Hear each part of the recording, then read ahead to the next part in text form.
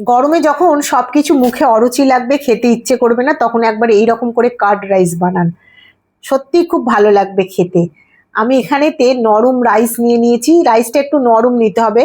আমি ছোট বাটির 1 বাটি নিয়েছি, আর তার মাপ দিয়েই আমি দই দিয়েছি। দিয়ে এইবার খুব ভালো করে এই ভাতের সঙ্গে দইটা মিক্সড করতে হবে। আপনারা এখানে আরো বেশি দই দিতে পারেন, আমি যেহেতু এইরকম পছন্দ করি সেই জন্য দইয়ের পরিমাণটা আমি এই রকমই রাখি।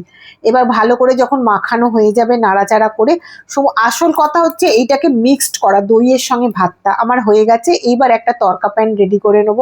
তড়কাটা করার জন্য আমি এখানে সর্ষের তেল নিয়েছি, আপনারা ঘিও দিতে পারেন, ঘি দিলেও খেতে ভালো লাগে। আমার সর্ষের তেলের ফ্লেভারটা ভালো লাগে, তাই সর্ষের তেল দিয়েছি। এবার গরম হয়ে গেছে, এর মধ্যে 1/4 টিস্পুন দিয়েছি সাদা জিরে, 2টো শুকনো লঙ্কা, 1/4 টিস্পুন দিয়েছি সর্ষে, আর বেশ কিছুটা কারি পাতা। এখানে আপনারা ছোলার ডাল দিতে পারেন, আমি দিইনি, আমি দিয়েছি চীনা বাদাম। চীনা বাদামটা দিয়ে দেখবেন খুব সুন্দর খেতে হয়। এইবার এই তরকাটা সমস্ত এই ভাতের মধ্যে ঢেলে দিলাম। এটা খুব ভালো করে মিক্সড করতে হবে। এটা সাউথ ইন্ডিয়ান খাবার, কিন্তু সত্যি খুব ভালো লাগে। ওখানে গরমেতে বেশি ওরা কার্ড রাইসটাই বেশি ইউজ করে, খায়, আর খেতে সত্যিই ভালো লাগে, আর শরীর খুব ঠান্ডাও থাকে, আর সারাদিন হালকা অনুভব হয়।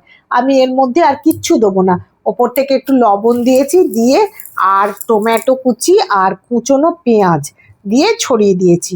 দিয়ে এইবার সমস্ত কিছুটা আবারও বেশ কিছুক্ষণ ধরে মিক্সড করব। যারা পেঁয়াজ কিংবা টমেটো পছন্দ করেন না তারা শুধু এই তরকাটা দিয়েও খেতে পারেন, তাহলেও খেতে কিন্তু খুব সুন্দর হয়। আর দইয়ের পরিমাণটাও একটু কম বেশি করে নিতে পারেন। আমি একটু টাইট করে করেছি, যেহেতু আমার এই রকম ভাবেই ভালো লাগে। দেখুন সমস্ত কিছু লবণের সঙ্গে পেঁয়াজ টমেটো সব মিক্সড করে দিয়েছি। আমার যখন এটা পুরোপুরি মিক্সড হয়ে যাবে, ব্যাস কিছুক্ষণ একটুখানি রেখে দেবো, দিয়ে এবার খেয়ে নিন। আপনারা সঙ্গে সঙ্গেও খেতে পারেন, কোনো অসুবিধে নেই। এবার দেখুন হয়ে গেছে আমার মাখানোটা। এই মাখানোটাই হচ্ছে সব থেকে মেন জিনিস। যত ভালো করে মাখাবেন, যেমন আমরা পান্তা ভাত খুব ভালো করে মাখাই, যত ভালো করে মাখাই তার টেস্ট মনে হয় যেন তত গুণে বেশি হচ্ছে।